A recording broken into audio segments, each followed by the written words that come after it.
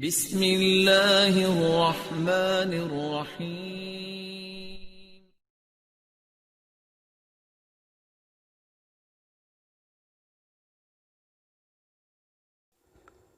السلام علیکم ورحمۃ اللہ۔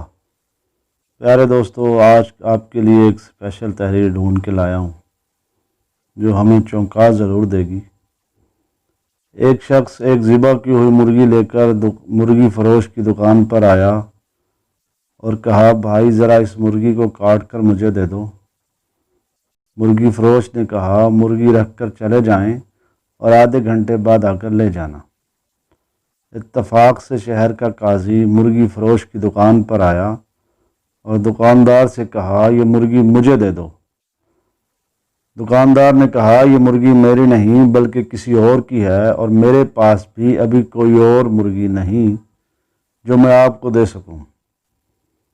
قاضی نے کہا، کوئی بات نہیں، یہ مرغی مجھے دے دو، مالک آئے گا تو کہہ دینا مرغی اڑ گئی ہے۔ دکاندار نے کہا، ایسا کہنے کا بھلا کیا فائدہ ہوگا، مرغی تو اس نے خود ذبح کر کے مجھے دی تھی، پھر ذبح کی ہوئی مرغی کیسے اڑ سکتی ہے؟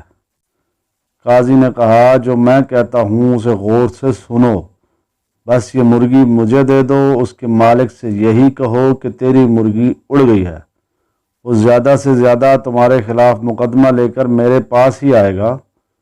دکاندار نے کہا، اللہ سب کا پردہ رکھے، اور مرغی قاضی کو پکڑا دی۔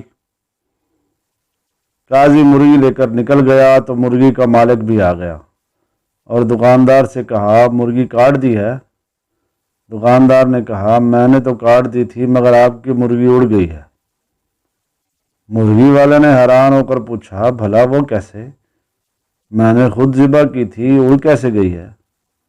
دونوں میں پہلے نوک جھوک شروع ہوئی اور پھر بات جھگڑے تک جا پہنچی، جس پر مرغی والے نے کہا، چلو عدالت قاضی کے پاس چلتے ہیں، اور وہ دونوں چل پڑے۔ دونوں نے عدالت جاتے ہوئے رستے میں دیکھا کہ دو آدمی لڑ رہے ہیں، ایک مسلمان ہے جبکہ دوسرا یہودی۔ چھڑانے کی کوشش میں دکاندار کی انگلی یہودی کی آنکھ میں جا لگی اور یہودی کی آنکھ ضائع ہو گئی۔ لوگوں نے دکاندار کو پکڑ لیا اور کہا، عدالت لے کر جائیں گے۔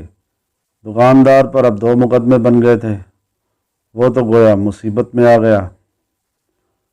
اب اس کی کوشش تھی کہ کسی طرح اپنی جان بچائے اور یہاں سے بھاگے۔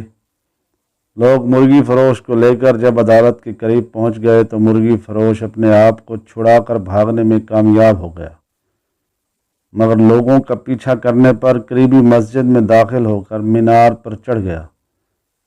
لوگ جب اس کو پکڑنے کے لیے مینار پر چڑھنے لگے تو اس نے چھلانگ لگائی تو ایک بوڑھے آدمی پر گر گیا، جس سے وہ بوڑھا مر گیا۔ اب اس بوڑھے کے بیٹے نے بھی لوگوں کے ساتھ مل کر اس کو پکڑ لیا اور سب اس کو لے کر قاضی کے پاس پہنچ گئے۔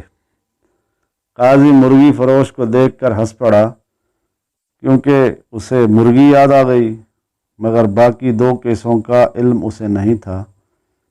جب قاضی کو تینوں کیسوں کے بارے میں بتایا گیا تو اس نے سر پکڑ لیا۔ اس کے بعد چند کتابوں کو الٹا پلٹا کیا اور کہا کہ ہم تینوں مقدمات کا یکے بعد دیگرے فیصلہ سناتے ہیں۔ سب سے پہلے عدالت میں مرغی کے مالک کو بلایا گیا۔ قاضی نے پوچھا، تمہارا دکاندار پر دعویٰ کیا ہے؟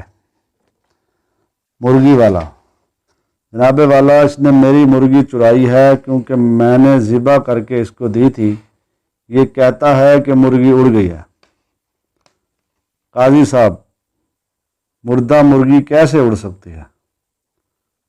قاضی صاحب نے جواب دیا، کیا تم اللہ اور اس کی قدرت پر ایمان رکھتے ہو؟ مرغی والا، جی ہاں، کیوں نہیں قاضی صاحب۔ قاضی، کیا اللہ تعالیٰ بوسیدہ ہڈیوں کو دوبارہ زندہ کرنے پر قادر نہیں؟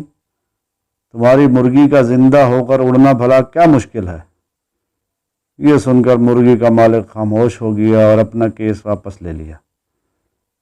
قاضی، دوسرے مدعی کو لاؤ۔ یہودی کو پیش کیا گیا تو اس نے عرض کیا کہ قاضی صاحب، اس نے میری آنکھ میں انگلی ماری ہے جس سے میری آنکھ ضائع ہو گئی ہے، میں بھی اس کی آنکھ میں انگلی مار کر اس کی آنکھ ضائع کرنا چاہتا ہوں۔ قاضی نے تھوڑی دیر سوچ کر کہا، مسلمان پر غیر مسلم کی دیت نصف ہے، اس لیے پہلے یہ مسلمان تمہاری دوسری آنکھ بھی پھوڑے گا، اس کے بعد تم اس کی ایک آنکھ پھوڑ دینا۔ یہودی: بس رہنے دیں، میں اپنا کیس واپس لیتا ہوں، ایک آنکھ تو گئی، اب دوسری کو بھی رہوں بیٹھ کے۔ قاضی: تیسرا مقدمہ بھی پیش کیا جائے۔ مرنے والے بوڑھے کا بیٹا آگے بڑھا اور عرض کیا، قاضی صاحب، اس نے میرے باپ پر چھلانگ لگائی ہے جس سے وہ مر گیا۔ قاضی تھوڑی دیر سوچنے کے بعد بولا، ایسا کرو کہ تم لوگ اسی مینار پر جاؤ اور مدعی اس مینار پر چڑھ کر اس مدعا علیہ یعنی مرغی فروش پر اس طرح چھلانگ لگا دے جس طرح مرغی فروش نے اس کے باپ پر چھلانگ لگائی تھی۔